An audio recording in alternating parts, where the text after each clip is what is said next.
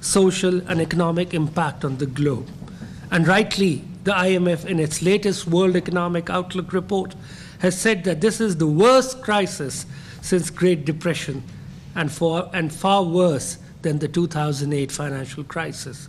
Therefore, Pakistan has consistently underlined that a collective response to COVID-19 remains critical in defeating this pandemic. Excellencies, we are part of a rich, proud, and diverse Asian civilization. Afghanistan, Nepal, and Pakistan are members of SAARC, while China is an observer state.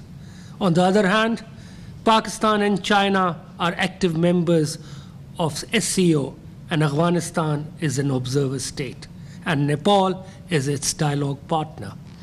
Such institutional mechanisms demonstrate that our destinies are bound together, and we must collectively work to build a better and promising future for our generations. China is our closest friend. Let me again, at the outset, on behalf of the people and the government of Pakistan, thank Chinese government and their people for their support, in their collaborative support in combating COVID in Pakistan, their help for their medical supplies. And let me also highlight the support we got from China in combating locust, another menace which currently Pakistan, India, Afghanistan, and Iran are facing in this region. As I said, China is our closest friend, staunchest partner, and an iron brother. At the outbreak of COVID-19 in China, we demonstrated our solidarity with our Chinese brethren. Prime Minister Imran Khan had a telephonic conversation with President Xi Jinping and Premier Li. President Arif Alvi and Foreign Minister Shah Mahmood Qureshi visited Beijing to reaffirm Pakistan's solidarity with our Chinese brothers. Pakistan highly values its relations with Nepal in political, economic, cultural, tourism, and defense fields. We greatly admire the resilience of the people of Nepal. Pakistan and Nepal has conducted high-level exchanges. We deeply value Nepal hosting of the SAARC Secretariat and its role as its current chair. Pakistan and Afghanistan are brotherly countries. We support peace and reconciliation process in Afghanistan. Following the outbreak of COVID-19, Pakistan had closed its borders. At the request of Afghan government, Pakistan opened its borders to facilitate the border and transit trade. Pakistan also resumed Afghan export through Wagah border crossing from 15th July to 2020 after implementing COVID-19 related protocols. With this step, Pakistan has fulfilled its commitments under Pakistan-Afghanistan Transit Trade Agreement. Transshipment of goods to Afghanistan from Gwadar port offers a shorter land route to Afghanistan and beyond. We hope such measures will help Afghanistan effectively deal with COVID-19. Excellencies, in Pakistan we are engaged and determined in our efforts to control COVID-19 spread. Due to the success of our policies and timely interventions, fatality rate and new infection rate has considerably declined. Our smart lockdown policy has delivered tangible and demonstrable results. I'm proud to underline here that we are a success story in the region on social and economic front. We have taken a range of measures to protect our citizens. Prime Minister Imran Khan announced a US $8 billion relief package for the most vulnerable people. Prime Minister also launched EHSAS, an emergency cash program to help the needy. Program covers almost 16.9 million families, and each family is being helped with cash transfers to meet basic needs. Pakistan Prime Minister Imran Khan also launched Global Initiative on Debt Relief for developing countries to overcome economic losses due to COVID-19. To strengthen the resilience of our health system, Pakistan Preparedness and Response Plan worth 595 million has been launched.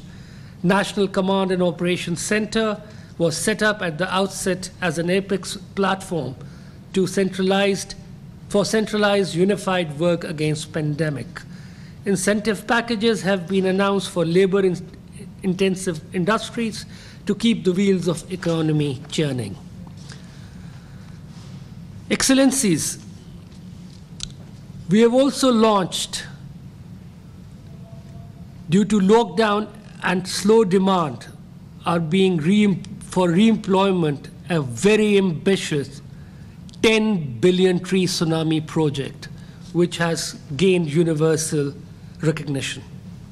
Excellencies, we have established National Vaccine Task Force, which will develop and execute strategy to ensure early, equitable, reliable access to vaccines in Pakistan.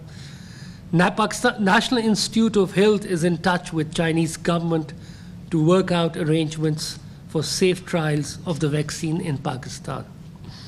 In conformity with the objectives of today's conference, I recommend that we, A, deepen political consensus against COVID-19 and declare a united front to combat it.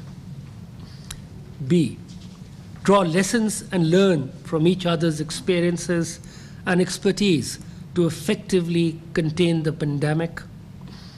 C, strengthen coordination, including regular interactions among ministries of health and our research institutions to promote scientific research to understand COVID-19. And let me just add that the suggestion of the Foreign Minister and State Councillor of China to have an expert-level quadrilateral group to meet regularly is very welcomed. A similar arrangement Pakistan made with Iran, Afghanistan, and India to combat locusts, and that arrangement has been very fruitful in our efforts in that regard. D, enhance political cooperation aimed at post-pandemic economic recovery. I also reiterate our call that the vaccine against COVID-19 may be declared a global public good as and when it is available. Excellencies, at this time, I want to draw your attention to the plight of people of Indian-occupied Jammu and Kashmir, which have been under continuous military siege since 5th August 2019. COVID-19 has exacerbated the humanitarian crisis in Indian-occupied Jammu and Kashmir. The global community must call upon India to lift the double lockdown and allow access of international health experts to visit Indian-occupied Jammu and Kashmir and immediately extend medical help to its residents. Excellencies, an important element to deal with COVID-19 is the resumption of economic activity and supply chain.